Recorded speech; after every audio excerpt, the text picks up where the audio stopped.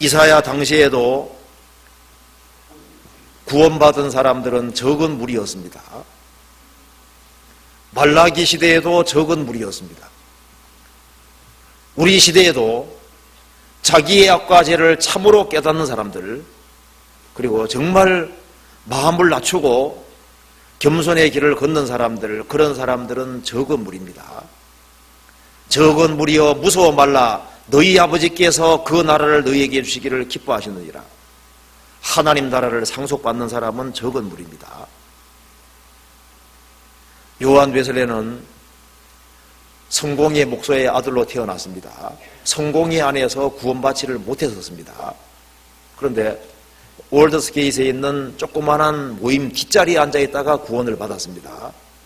그걸 통해서 요한 웨슬레는 하나님은 큰 곳에만 계신 것이 아니라 아주 적은 무리, 소수들, 정말 주님을 사랑하는 그런 무리 속에 역사하신다는 걸 아는 거예요. 자기가 큰 데서 구원받은 게 아니라 조그만 모임 뒷자리에 앉았다가 구원을 받았거든요. 많은 사람들이 주님이 어디 계신지를 모릅니다. 동방 박사들도 예수님이 태어나시면은 예루살렘의 왕궁에 계시고 성전에 있을 거라고 생각했습니다. 예수님은 구유에 계셨습니다. 예수님 당시에 훌륭한 제사장들이 많이 있었죠. 성전이 있고 예배의식이 있습니다. 그런데 주님이 거기에 계신 것이 나타나신 것이 아니고 예수님이 탄생했을 때 밖에서 양떼를 지키는 목자들 속에 나타났지 않습니까? 그 사람들이 예수님을 영접했잖아요. 예수님이 내가 그러라고 말씀하신 사람들은 예수님 당시에 그 성전에 있는 제사장들에게가 아니고 저 사마리 여자, 6번째 남편하고 살고 있는 사마리 여자에게 나타나셨다는 거 아시죠? 그 여자는 메시아를 갈망하고 있었던 겁니다. 주님이 어디 계시느냐? 통회하고 마음이 겸손한 사람들, 그런 사람들 속에 계시는 거예요. 이사야 57장 보시겠습니다.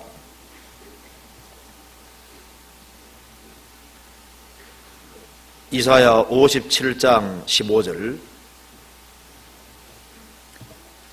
주님은 구원하실 뿐 아니라 소성케 하십니다. 15절에 지존무상하며 영원히 거하며 거룩하다 이름하는 자가 이같이 말씀하시되 내가 높고 거룩한 곳에 거하며 또한 통회하고 마음이 겸손한 자와 함께 거하나니 이는 겸손한 자의 영을 소성케 하며 통회하는 자의 마음을 소성케 하려 함이니라.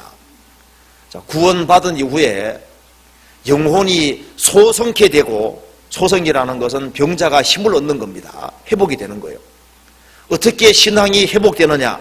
어떻게 신앙을 힘차게 살 수 있느냐? 겸손한 자의 영을 소성케 하십니다. 그리고 통회하는 사람의 마음을 소성케 하십니다. 구원받은 이후에도 하나님께서 어떤 사람의 영혼과 마음을 소성케 하시고 힘을 주실까요? 죄를 고집하는 사람, 강팍한 사람은 소성이 뭔지를 알 수가 없어요. 구원받고 난 이후에도 죄에서 정말 돌이키는 사람, 자기의 죄를 정말 가슴 아파하고 슬퍼하고 돌이키는 사람, 그런 사람 영혼을 주님께서 소성하게 만드시는 거예요. 다윗이 살인죄와 간음죄를 짓고 난 이후에 구원의 즐거움이 깨져버렸습니다. 다윗은 죄에서 철저하게 돌이켰습니다. 그러니까 하나님께서 어떻게 하셨습니까? 다시 그 사람을 회복시켜 주신 거예요. 시편 51편 보시겠습니다.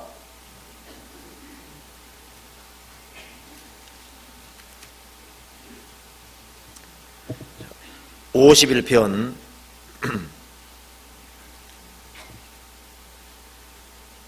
10절.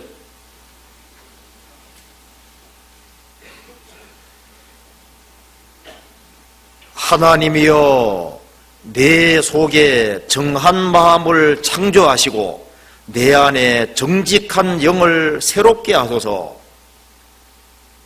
하나님이여 내 속에 깨끗한 마음을 창조하시고 내 안에 정직한 영을 새롭게 하소서. 어떤 사람을 주님께서 새롭게 해주시느냐 하면은 구원받고 난 이후에도 죄를 지었을지라도 죄를 자복하고 버리는 사람, 죄를 가슴 아파하고 정말 돌이키는 사람, 그 사람 영혼을 주님께서 새롭게 하시는 겁니다.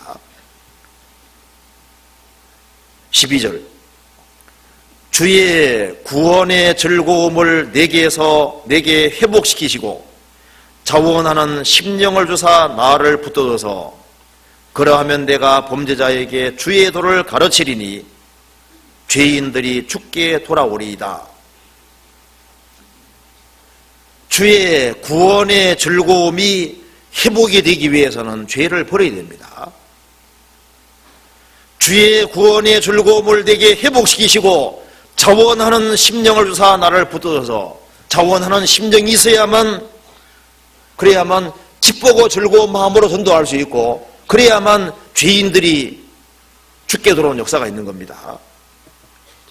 17절, 18절, 17절을 같이 읽어봅시다. 16절, 17절 같이 읽읍시다.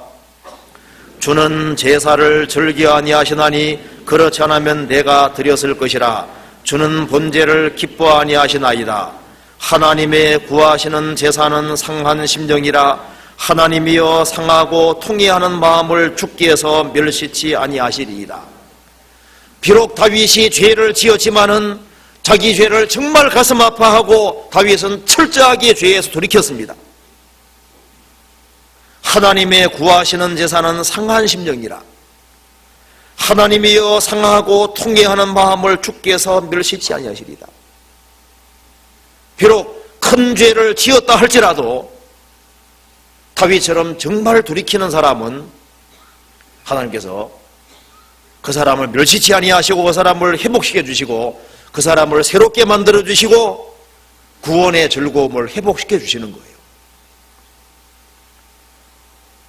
시편 5편에 말한 대로 하나님은 죄악을 기뻐하는 신이 아닙니다. 하나님은 거룩하신 분입니다. 그 죄를 기뻐하는 분이 아니기 때문에 죄를 고집하면은 그 통회하는 마음을 갖지 않고 죄에서 뉘우치지 않고 돌이키지 아니하면은 그 사람 마음은 항상 어둠입니다. 그 사람은 영혼이 새롭게 되지를 못하는 거예요. 영혼이 새롭게 되기 위해서는 죄를 가슴 아파하고 돌이켜야 되는 겁니다.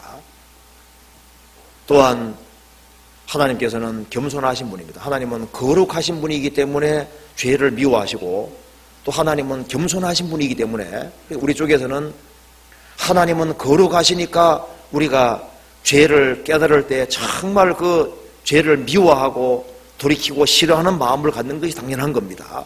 또한 하나님은 겸손하신 분이기 때문에 우리는 마음을 낮춰야 되는 겁니다. 하나님은 겸손한 사람과 함께 하시기 때문에 구원받고 난 이후에도 마음을 낮춰야 됩니다. 그렇지 아니하면은 주님이 함께 할 수가 없는 거예요.